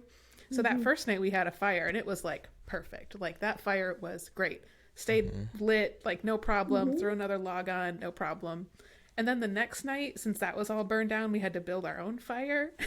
Like, we don't have those skills. And so we were Oh, like trying to put things together, and we basically were just like making it light by just throwing gasoline on it, like the lighter what? fluid, whatever it Yeah. is. And so it would light for a little bit, whatever. And I feel like Brianna and Vincent, for example, they are our fire that first night. The experts put Exactly. those logs together. They put that kindling in there. Like all they had to do was show up and like light that little So fire, long. and it's Yeah. burning. It's Uh-huh. good. We're good. And then Eric and Virginia is a little bit like they had to rush to put it together. So they're like, just more lighter fluid, just more, a little more. And it's just like you keep throwing it in and it goes whoosh. And then you put a little bit more on and whoosh, and then it dies down. And you have to just keep doing that. And it's like, you could technically do this forever, but like, Right. Yeah. should Right. you? Yeah, Good no, question. that's a great yeah, no, it's a Yeah. really good, really really good analogy. Mm-hmm. Also, totally dissing our fire building skills, but I'm willing to take the L on that. No, you're right. You're right. We're lacking those fire building skills. Should have looked it up on YouTube, but didn't have That's service. great. So, Yeah. Oh, that's great. Mm-hmm. I think it's a really good way to put it for them. Yeah. all right. Mm-hmm. Yeah, I guess I oh, hey. My concern is that, and I feel like I say this every season, but my concern is that they're going to stay together because they feel like they should. It's the right thing to Mm. do, yada yada yada.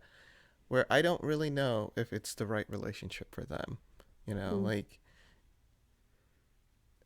I he like I think he knows the type of person that he needs for a relationship. You know, like it seems like he's kind of said that in different parts of the show. Mm-hmm. Like I have my life already set up. I just need you to essentially slot into this spot. And I don't like that. But I Mm-hmm. think for a certain type of person, that's perfect. That's what they want. They want a person who is already established, who already has, you know, a routine and a home and and that is perfect. They're looking for that. They don't want to try to see if the person's going to how their life is going to end up, you know? Like I think with him it feels like you know what you're going to get.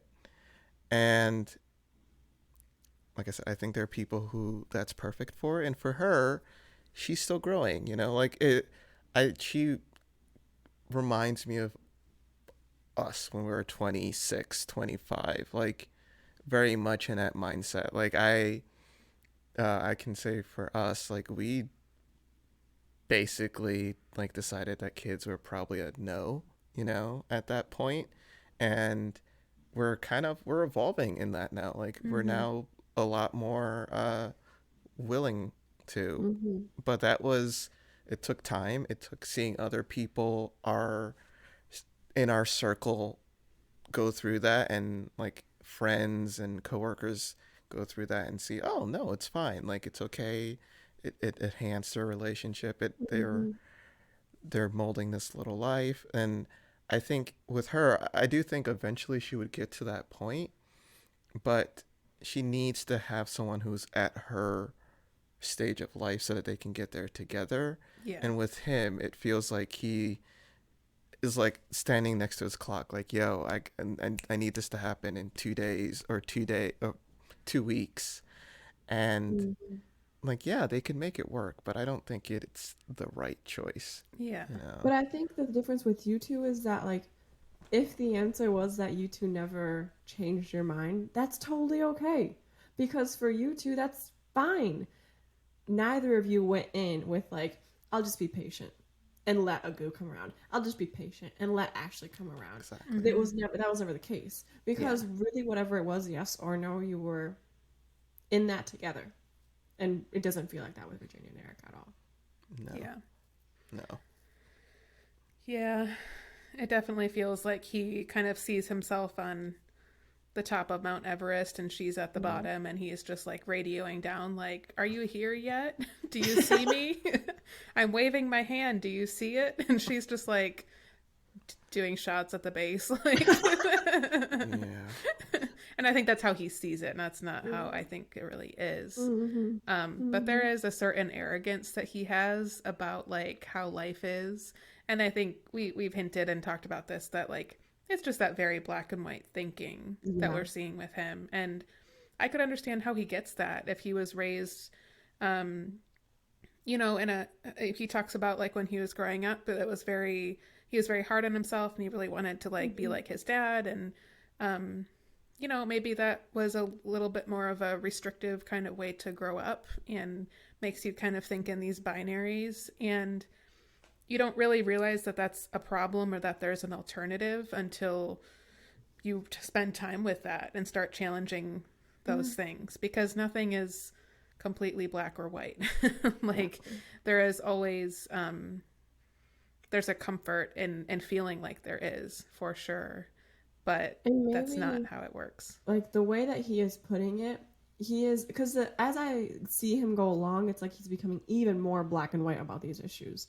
And it's almost like, well, I'm the only one that really knows, so I have to decide for us because I don't trust your opinion enough to believe that you can make the right choice, so I have to make that one for us. And so I have to be black and white about this. Mm-hmm.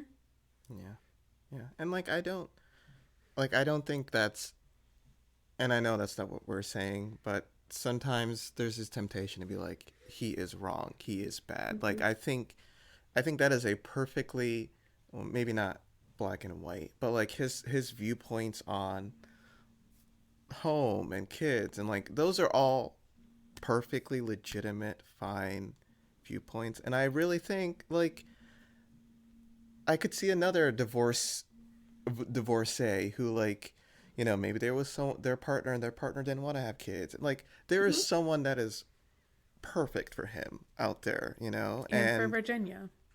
And the same with Virginia. Like she strikes, maybe it's not what she quote unquote needs, but like having someone who is also very extroverted like she is, who's also in that like party phase of their life.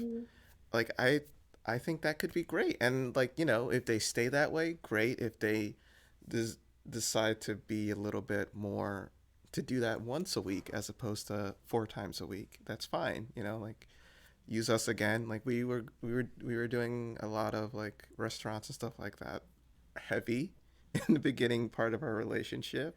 And now, I mean, the pandemic has not helped, but you know, we're not doing that as much. And I am completely fine with that. And I like our routines. I like our day-to-day lives. If you're listening. HelloFresh. If you're out there. Yeah, and I think, but like if Ashley was viewing that like, oh, I'm gonna need you to like mature, you know, like you're acting like a kid, you want to go out again, like I would rebel so hard. I'd be like, first of all, who the hell are you? Like, let me live my life. Like you gotta just let people grow.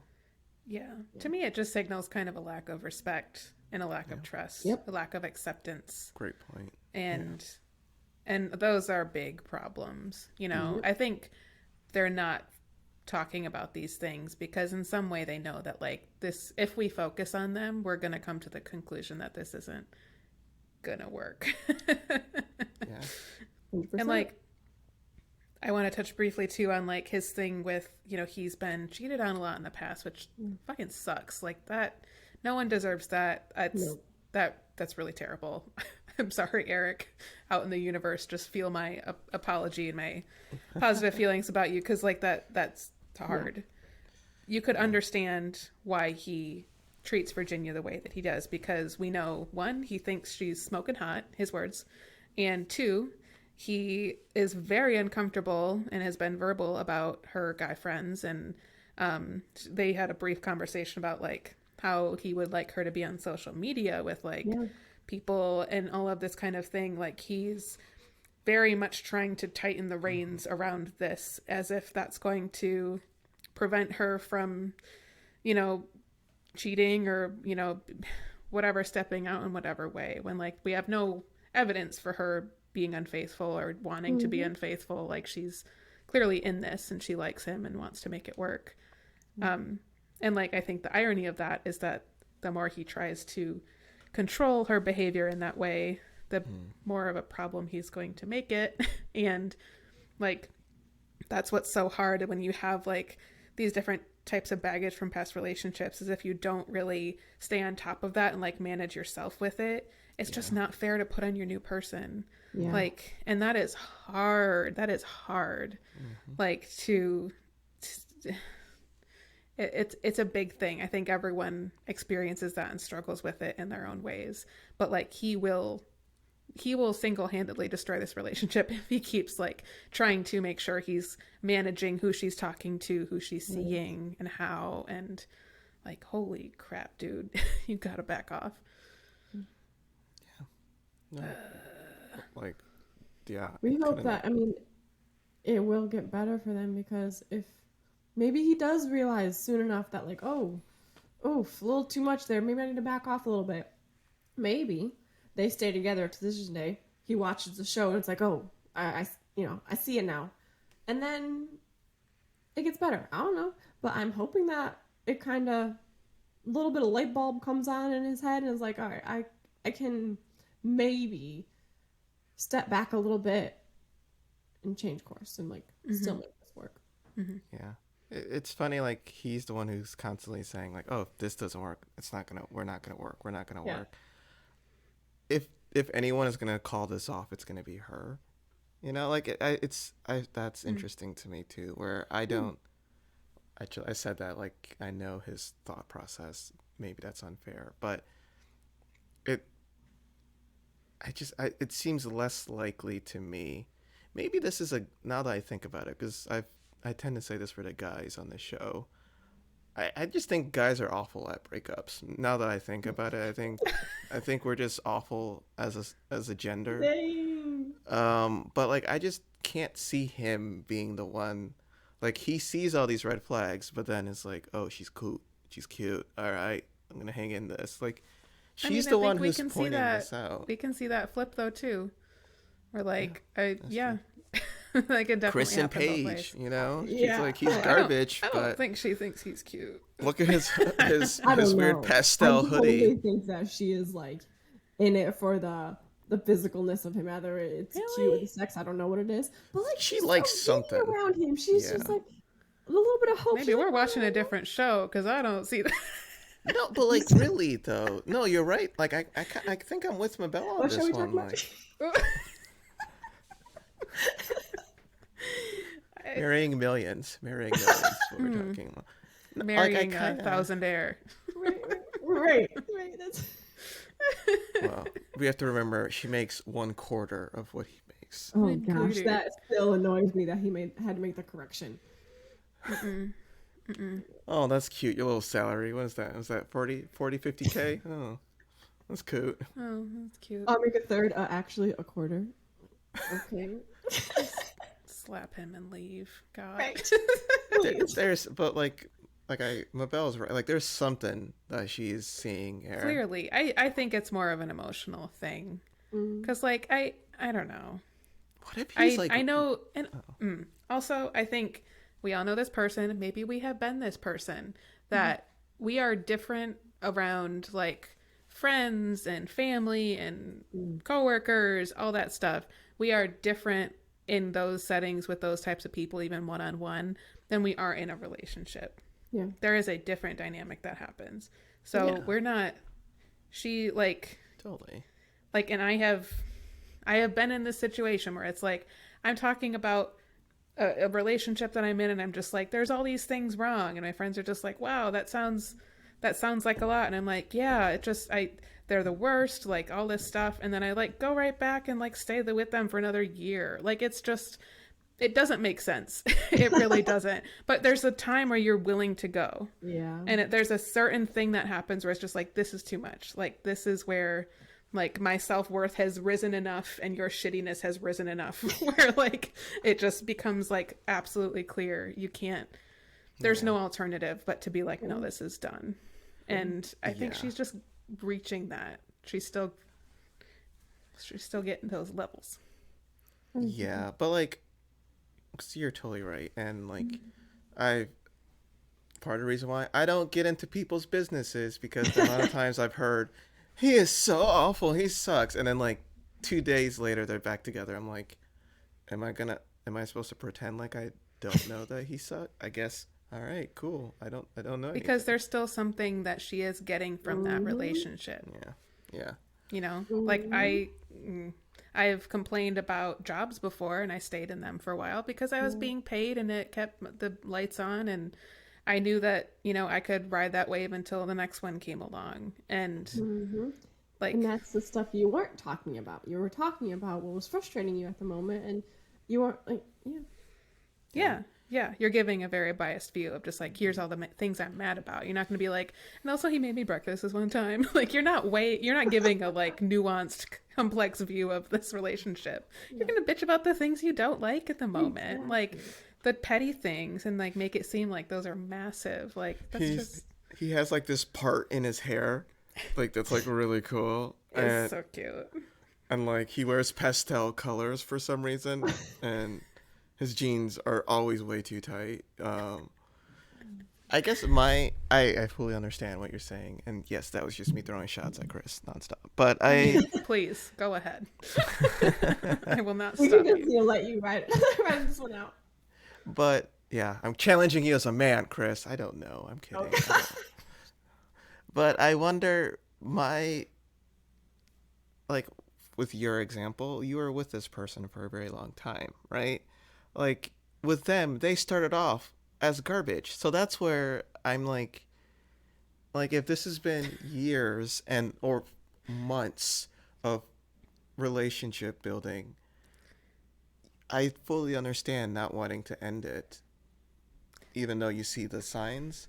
When, like, the first day you're getting garbage, that's where I have a hard time. Yeah, but I would argue in this example that like there were red flags peppered all along the way, and it just never felt like it was big enough or whatever. Are we talking your previous relationship? Yeah, there were things looking back where I'm like, oh, I didn't, like, I can now see those as red flags, but at the time it was just like, I don't need to focus on that. I don't need to focus on that. And I'm not saying it was all bad, but like those, I think it's just the context of this with Chris and Paige, it being a marriage, that it's just like, it feels like such a big deal to be like calling off the relationship. It's just a breakup. It's just that you have to sign some paperwork, you know, like it's, I kind of get it. And it's hard. Well, I mean, too, like there are a lot of breakups. Most breakups, I think, are not because someone cheated or someone did something horribly, absolutely wrong that is unforgivable. I, in my biased opinion, think that most breakups happen over the course of the long run of these little things adding up to, like you mentioned, red flags or differences in opinion that just like can't bring two lifestyles together. Like, and it's really easy to have the breakups that are for sure you need to break up. He cheated. She cheated. We're done. This is, unforgivable. Where it's like it's much harder to break up when it's not like that. One big thing. Yep. I would argue cheating doesn't necessarily mean that they'd have to break up, though. But yeah, I know what you mean. Sorry, I didn't hear that last part. Say it again. Cheating doesn't necessarily mean that that said couple would have to break up. That's true. But if Jay-Z and Beyonce are still together, okay. I was literally just thinking about them. Yeah. Like, I'm always thinking about them, but like in particular this moment. Yeah. We've been together for a very long time. I knew that's where you were going. I know. But Yeah. yeah, you're totally right, Mabel. I think it's like it's typically in my experience when that does happen, it's like the last straw. Like there's been a lot of reasons for it, and then you just keep on pushing it and pushing it back, and then like you have an excuse. So like the cheating, or he called my mama ugly, and it's like, well, this is it. This is the last straw. In my experience, it was like, and I think this happens too, where it's like a big decision is about to be made. And so it's like something like moving in together or getting engaged or moving to another place or something like that, where that was my thing, where it came to a point where like we're going to make this decision to live together, and I just suddenly knew that like that's not something I was willing to do. Like in that moment I was like, oh, I don't want this anymore. Yeah. And like that's it, like it felt like all of a sudden like you open that closet you never use that much, and like all of the red flags just like were an avalanche over me. And I was like, oh no. Is that what's been in there? I have not been looking around my house. So there's all sorts of weird ways that can come up. Yeah. Wow. Well, this was Breakup Corner, talking about past relationships. It does feel a little weird talking about it. But Yeah. try to keep it vague. I'm sorry if this is uncomfortable for you, Goo. Oh, I don't care. I'm fine. Okay. You missed out, The Rock. I don't know. How'd you know? All my exes are celebrities. It would be that would be interesting if your ex was a celebrity. I don't know how. I might be a little weird about that. Specifically, The Rock. It'd be hard for me. Yeah, we're clear on that one. We're good. Okay. That's all. Just making sure. I would be more concerned about you having dated The Rock with how much you like him. You'd have been like, I'm straight, but like, hey, make it work. No, you're right. Except for The Rock. I just want to work out with him just once. It's gonna be nice. It's wow. I don't know. That's fair. I'm telling you, he's gonna be president one day. I think he's born in the U.S. He's gonna be president. You guys will see. Okay. President Rock. President Rock. Actually, I've heard this like 27 times in only the last week. I wish you'd stop talking about him. I can. At least it's like not. If he was like talking about a like celebrity crush where it's someone who I like kind of look like, and I'm like, oh, if only I were this different in this way or whatever. I can't compete with The Rock. Like I can't. I can't. The eyebrow like, alone, I can't. Eyebrow movements are pretty solid. It's good. Nice. I'm just like imagining you like tomorrow I wake up and you're like bald all of a sudden. You're like, well, I have to do this. Like? I'm like lifting baby weights because I don't weight lift. I'm like, I'm trying for you. Do you like it? I would. Okay, we need to wrap up. We are losing our minds. I'm so tired. This is sleepy talk right now. Yes. All right. All right. Well, thank you for joining us, everyone. This has been a long ride. We are really seeing the couples get into the, I don't know, just the pace of everyday life, and all the interesting things start to come out. We'll be covering episode 11 as it comes out next week, so join us for that. In the meantime, oh yeah, it's the 1 month anniversaries. That always brings up some big feelings with people. Like this is, okay, this is gonna be good. Okay, so you can find us on podcast apps as well as YouTube. Please join us on Instagram at Cup of Three Podcast. And yeah, we will see you next week. Everybody have a good week. Yeah, have a good week. Thank you. Thank you so much for all the like great messages that we've been getting recently. It means a lot. Okay. Bye. Bye.